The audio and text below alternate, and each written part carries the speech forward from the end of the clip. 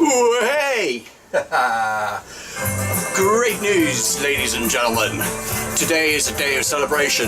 Yes, it's me down here in the light. We're in the shed, it's raining in England again. And we've got the wonderful Henry VIII speaker system. This bad boy, well, a bit of effort went into this. I'm going to show you round her in a second, but I've got some marvellous news to tell you first.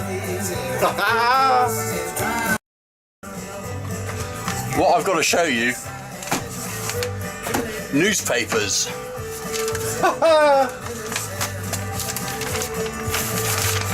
Newspapers with me in them. Robot Lawnmower got a mention in not one,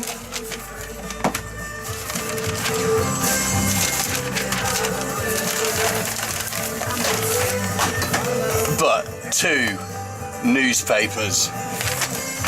So I should probably plug them really, shouldn't I? Because they're very kind to mention me. Apparently it's the Gloucester Citizen and Stroud Life.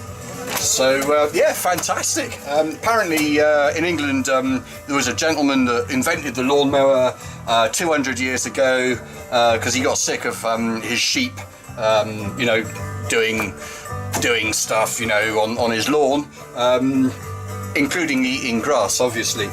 And so you know, this whole lawnmower thing with yeah, anyway, whatever, blah blah blah blah blah, got in the papers. How awesome is that? Right, more interestingly, let's have a look in this box and see what it's made of. You'll love it, trust me.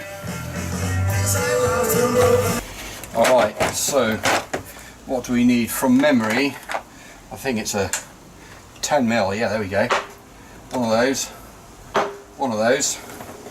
Yeah, Draper Expert. Fantastic stuff. I've had this for many years and it works a treat.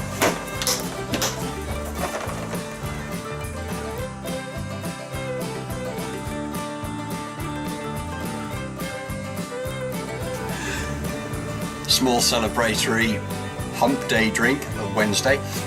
Anyway, yeah, so we've got really old, yellow, nasty looking pillows in here. One of those. Apparently 2 of them. You wait.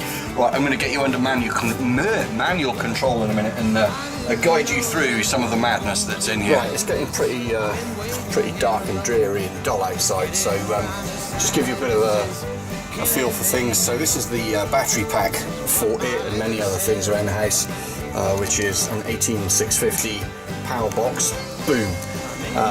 So that's just full of 18650, so lithium ion cells from reclaimed laptops. And then what we have in here is a 1 farad capacitor, a Chinesium capacitor, I'm pretty sure. So that's showing 12.3 volts, that's showing 12.4 volts, so I can only assume there's a little bit of drop through the cable. We don't really need this bad boy powered up, so I'm going to go ahead and unpower. The capacitor is still doing flashy things and telling us that stuff's going horribly wrong. Eventually that will fade out. Now the deal with the capacitor is it just keeps the current at a current running smoothly. Is that the way to... no, not really. It's a reservoir for power, and effectively what it does is it means that when this bass amplifier over here kicks off, it doesn't suck all of the power out of the system, and the small amplifier that's underneath this bit of tape, I'll go get the other one in a minute so you can see what I'm using. In fact, that's a really nice little amplifier. Okay, just start again slightly. There's 2 amplifiers in here. There's one amplifier here, which is the amplifier for the high quality stuff, which is the tweeter, crossover, and the mid-ranger that you can see there. Hopefully you can see the tweeter up in there. Can't really see what I'm doing very well. There's 2 bass ports over there, or 2 venting ports. And then apparently we've got 2 300 watt speakers sitting in the middle, which are driven by this monstrosity of a bass face amplifier. Yeah, she's a real kicker. And right, okay, so yeah, that's a bit of a rundown of what's inside. You just put it back together and get the outside out again.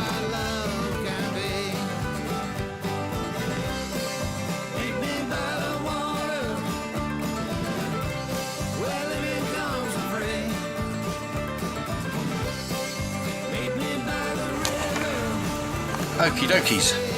So what have we got then? Right, excuse the funny green light. It's all getting a bit dark now.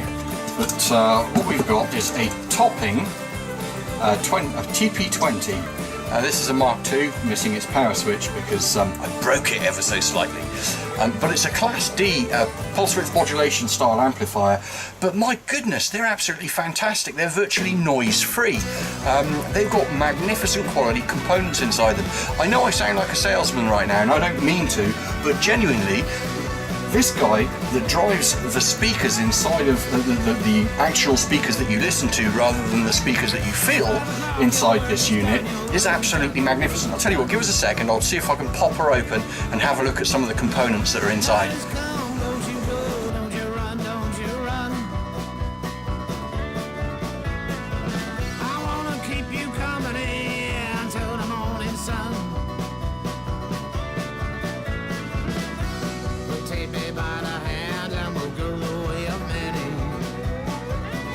Alright then, okay, so what have we got? We've got a couple of very, very high quality homebrew, if you like, 2.2 microfarad 100 volt topping capacitors, all Chinesium stuff. There's a fantastic TriPath TA2020 a chip in here with a nice little heatsink on it.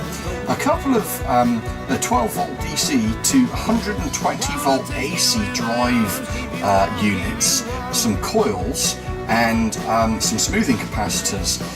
So yeah, I must admit the quality of this, the signal to noise ratio is absolutely magnificent. Anyway, I'm going on blah blah blah blah blah. 14 volts input, you've got 2 outputs left and right, and you've got 2 inputs. Everything's gold plated, which sometimes could be a problem, because if you mix gold plated and silver plated, or gold plated and chrome or nickel plated connections, you can actually get a little bit of a noise set up between the two of them, a bit of voltage set up between the two of them. Anyway, that's a bit audiophile-y. Don't really want to go there at the minute.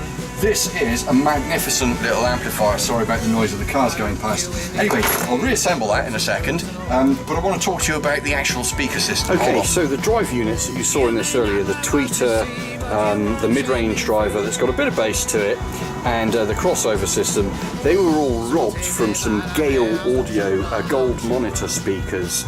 And then these two guys here you saw earlier were big fat hairy 300 watt drivers with a bass face sub bass amplifier set to its sub setting. What I did like about that amplifier is the fact that it's got many controls on the back of it to be able to tweak the bass settings on it.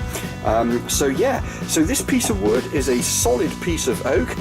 It's about what's that? Just under an inch thick, and the rest of this is a very solid construction. On the bottom of it, I've got call them like screwed in nail type things, professional quality screwed in nails to keep it standing up off the floor so it doesn't rattle around on the floor when it's driving. And you know, when you start turning this thing up, stuff in the kitchen, plates and dishes in the kitchen start to rattle.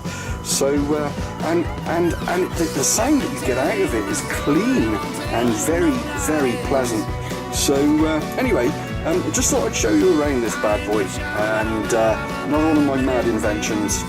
Works an absolute treat, and I dig it, I love it. People occasionally say, Harry, can you bring that to parties, but just don't bring your music with you.